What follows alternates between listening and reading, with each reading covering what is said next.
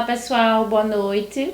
Meu nome é Luciana Rodrigues, eu sou professora de Direito e agora eu vou dar para vocês essa matéria aqui do curso técnico em transações imobiliárias e a nossa matéria vai ser o Direito Imobiliário 1, tá? Que vai tratar de obrigações e contratos, né? Como é que vai ser dividido esses nossos encontros, né? Vão ser 8 encontros, 6 deles vão ser as aulas que a gente vai fazer todos os comentários sobre as matérias. O 7º encontro vai ficar com a nossa revisão e o nosso 8º encontro quando será realizada a nossa avaliação, tá? Todos os dias nós teremos 2 aulas que vocês vão acompanhar pelo livro base e pelos slides e as teleaulas que o monitor irá passar para vocês, tá bom? Então vamos lá. Hoje a gente vai começar, acompanhando o livro base também, com a contextualização do contrato, né? Vocês podem ficar se perguntando, por que estudar contratos? Né? O que é que contratos vai influenciar nesse curso da gente? Bom, contratos, gente, é uma matéria que a gente, uma situação que a gente faz todos os dias no nosso cotidiano, tá? Por exemplo, quando a gente tá, vamos para um exemplo bem básico para que vocês consigam entender, né? Eu vou numa padaria comprar um pão, eu estou celebrando um contrato de compra e venda.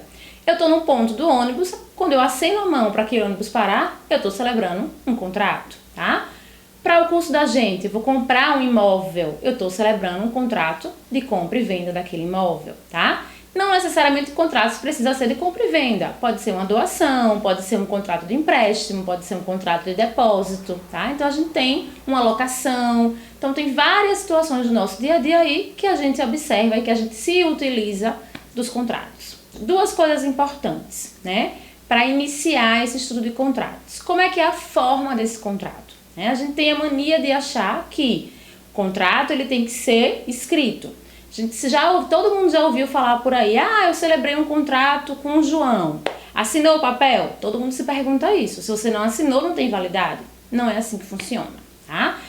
A regra, né, da nossa legislação para contratos é o quê? A forma do nosso contrato ela é livre, ou seja, eu posso celebrar o contrato verbal, eu posso celebrar um contrato escrito, eu posso celebrar um contrato por escritura particular, eu posso celebrar por escritura pública, não, eu quero ir no cartório, eu quero registrar, reconhecer a firma, registrar no cartório, aí sim.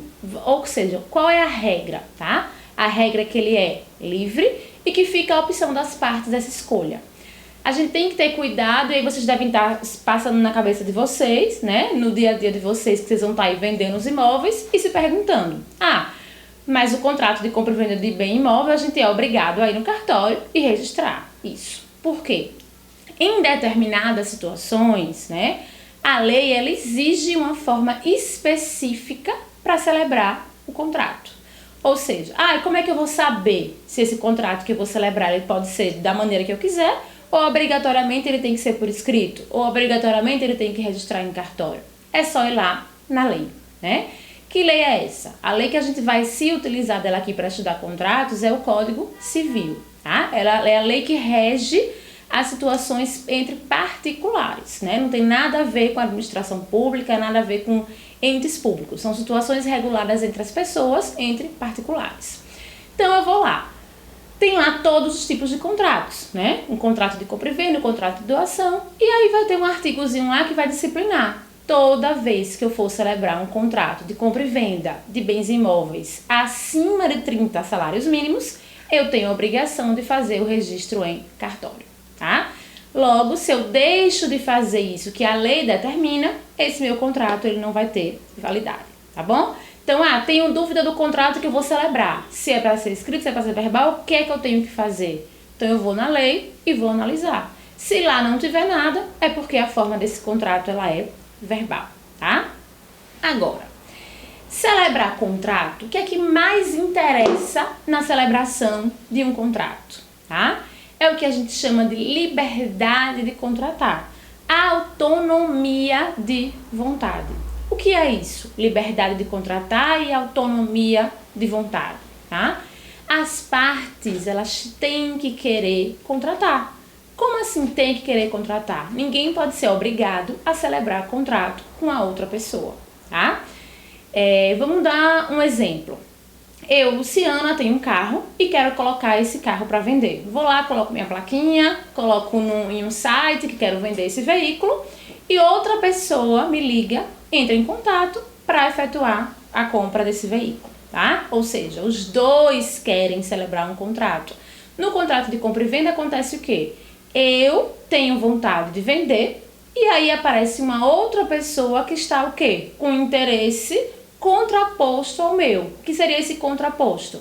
Um interesse ao inverso do meu. Eu quero vender e a pessoa quer comprar. Nessa situação acontece o quê? A gente tem autonomia de vontade, tá? Então, um quer e o outro também quer. Agora, vamos ver um contrato em que situação? Vamos lá, vamos para a situação da doação, para que vocês entendam melhor, tá? Um filho coloca a arma na cabeça de um pai, dizendo que quer que ele doe o imóvel X para ele, tá? Quem é que vai se negar com arma na cabeça a assinar um contrato, né? Em situação normal, ninguém vai se negar a fazer isso, certo? Então a pessoa vai lá, vai assinar aquele contrato, por quê? Porque ela estava com a arma na cabeça. Ela foi coagida a assinar aquele contrato, tá? Então existia uma coação. Ela foi, celebrou aquele contrato e depois aquele contrato não vai ter validade. Ela pode ingressar com ação para anular aquele contrato, tá? Então, o que a gente tem que entender aqui, de mais importante nessa primeira aula da gente, é a contextualização do que é o contrato. E saber que o que interessa pra gente aqui é a liberdade de contratar e a autonomia de vontade, tá? Feito isso, a gente vai passar para a segunda aula, onde a gente vai entrar no conceito de contratos.